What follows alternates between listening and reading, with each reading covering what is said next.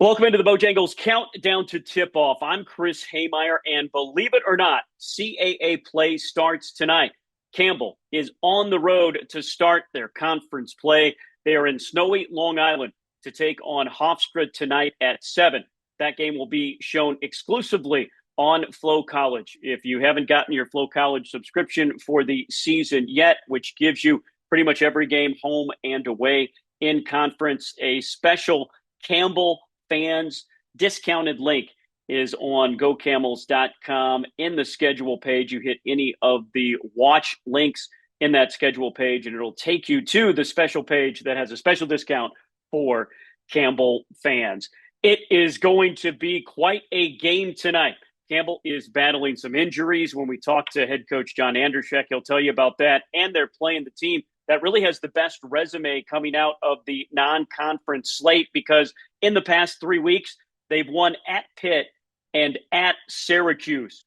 Hofstra has one of the best guards in the entire conference, if not all, of mid-major basketball. It is certainly a big challenge tonight. To tell you more about that challenge, the team's injury woes, and how travel is getting up to an area of the country that he knows well, here is upstate New York native and our head coach, John Andrzejek. Well, Coach, first and foremost, always at this time of year, especially with the snow they've gotten up there, travel can be a concern. How is travel? How cold is it up there? Are you seeing snow outside your hotel window? Yeah, it's a little chilly. For me, it's not maybe not quite as cold as for some of the other guys. I mean, I lived in New York City for I don't know, 5 years, and I lived in upstate New York, which is even colder for a lot longer than that. So I kind of remember it. Doesn't mean I love it, but I kind of remember it. But for a lot of our other guys, it's definitely something new. But all told, we got up here pretty smoothly. You can usually expect delays and cancellations coming up to the Northeast in the middle of winter, and we were able to get through pretty unscathed. Coach, obviously there is a big difference between Manhattan and Long Island, and then where you grow up in upstate New York. It's all one state, but they could be different nations for it, for as far as some are concerned.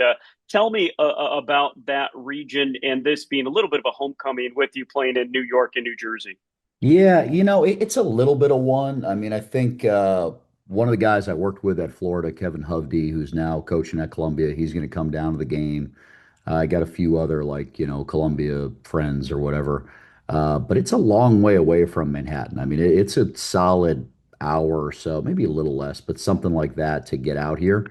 Can be less without traffic, can be more with traffic, but it's really different worlds. I mean, when we were in the city, people would always talk about, are you from upstate? Are you from the city? And when you grow up upstate, it's rural living. I mean, we had horses growing up. We did the whole deal, and this state has a huge variation in styles of life and family values and all sorts of that stuff. So it's kind of fun, but it's not that close to where I grew up. Like we're to drive from here to my hometown would probably take 5.5 hours or so. So it's not like I'll have every kid that I used to go to high school with coming to the game. Coach, we will talk a little bit about a Hofstra team that really has one of the best resumes of any team in the CAA coming out of the non-con with taking out a couple of Power Four teams. But first and foremost, you have a really good team that's been really competitive in the non-con, but you don't have everybody in uniform coming up to this one. Could you update us on the injury situation that has just seemed to snowball? Yeah, I really feel like we've caught some bad breaks this year that have held us back a little bit from reaching our full potential. And probably the first one that comes to mind is just Daniel's long-term illness. I think if the statement isn't out already, it will be soon. Like he's going to medical red shirt this year. He has not been with the team for over a month now. So it's serious. He kind of wants to keep it to himself what exactly is going on, but it's not a sports related injury. It's a illness. It's something that happened to him that he doesn't really control, and it's going to take probably 3, 4 months for him to be able to return just to basketball activities, let alone be able to play. So that, puts us a little bit behind the eight ball in the front court. We expected him to play a lot this season.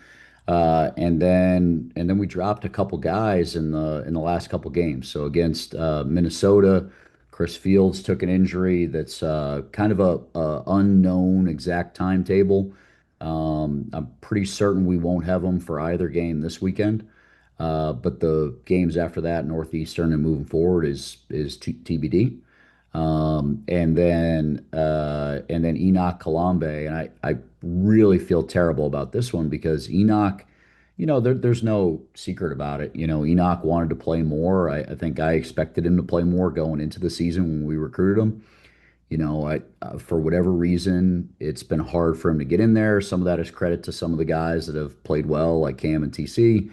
But whatever, we haven't been completely on the same page. And I felt like we were breaking out of that. I thought we were making real progress. And he played great against Green Bay. Really came in, gave us a spark. We won by 21 points when he was in the game. He was flying around. I think he grabbed 9 rebounds basically playing half the game.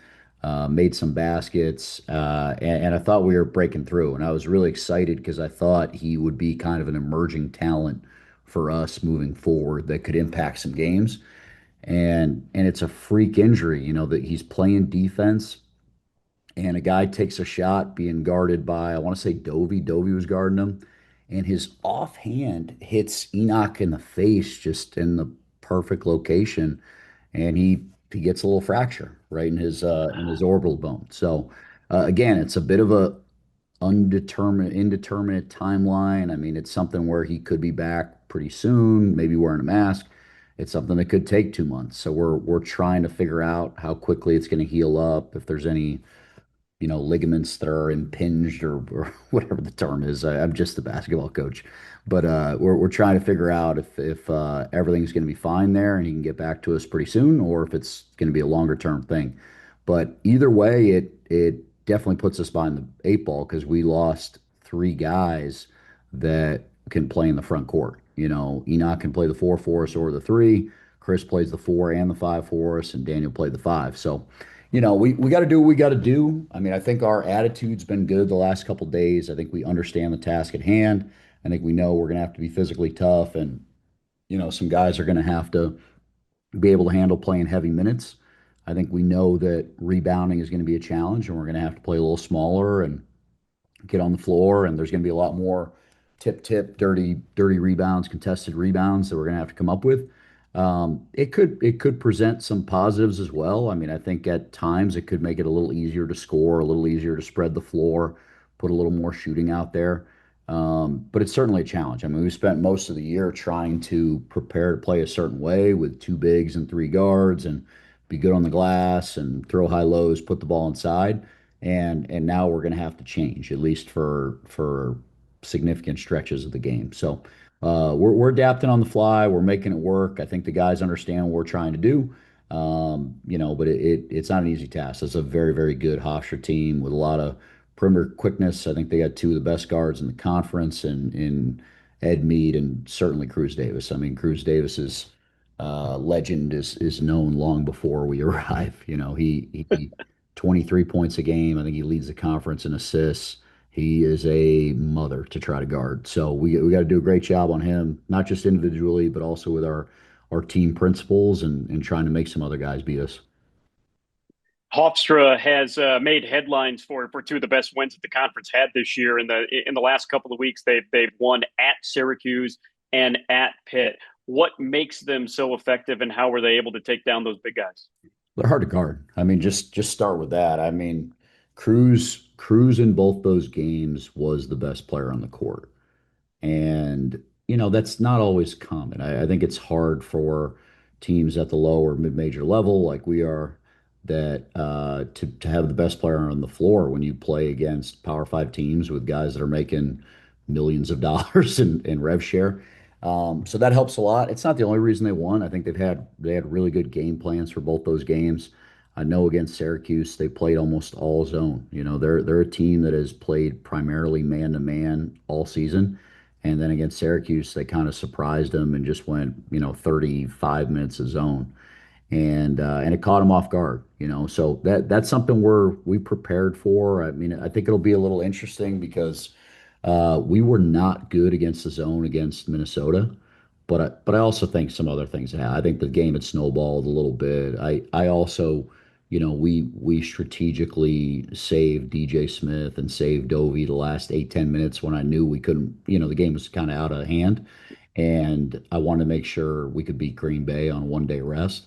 So, we made some decisions there, but also just like we just didn't attack it very good. But throughout the year leading up to that, I thought we'd been pretty good against zone. Like our underlying numbers had been good. When we had seen zone before, we had made threes, we got offensive rebounds, stuff like that. So I'm not sure which to put more weight in, but we'll see tonight. I expect we'll see it some, and we're gonna have to be good at using our shot fakes and pass fakes to get behind it, hit the high post, hit the short corner. We're gonna have to be aggressive when we're down there, make sure we're catching, turning, facing the basket, not pivoting away. And as you know, you always got to be able to make some threes when you play against the zone. And Coach, finally, this starts conference season, the CAA. You know how tough of a basketball league this is, and just period. Conference is anytime you're on the road, it's a pretty big lift to win. It's a long season. How do you put all this in perspective? Prepare your guys for what's ahead in the next 2 months. Yeah, no doubt. I mean, it's one game at a time. You can't be looking too far ahead. I mean, I'm not big into making huge goals like we're going to go this record or that record. I mean, I know this. I know splits are usually good on the road, and you want to aim for sweeps on when you're at home. But that's just a rule of thumb. It can go a lot of different ways. But we just got to stay focused. We got to have good practices. We do have to get healthy, but we got to weather the storm a little bit and get comfortable playing different ways. The good news is if we can get through this relatively unscathed, I think it could help us long term to have to play smaller a little bit. It might show us that we can do that a little more often and put a little more put a little more shooting on the court, put a little more ball handling out there, maybe open up the defense a little bit. So I'm excited to see how the team responds, no doubt about it. Well, Coach, thank you so much for your time and best of luck tonight. No, I appreciate it. Roll humps. Let's go. Campbell taking on Hofstra at 7 o'clock tonight. It will be a quick turnaround. They will be back New Year's Eve matinee at Monmouth from West Long Branch, New Jersey. That's a 2 o'clock game. We'll have a Bojangles countdown to tip off before that game as well. And then we want you and all of Harnett County and everybody beyond to come and help celebrate this team for the CAA home opener. It will be this Saturday on national TV. CBS Sports Network will be in the house, a noon tip on Saturday, and every Harnett County resident gets in absolutely free. You just get your ticket at the arena, at the ticket office at the day of the game. As always, for everybody else, kids 12 and under are always in for free. But we want to see you.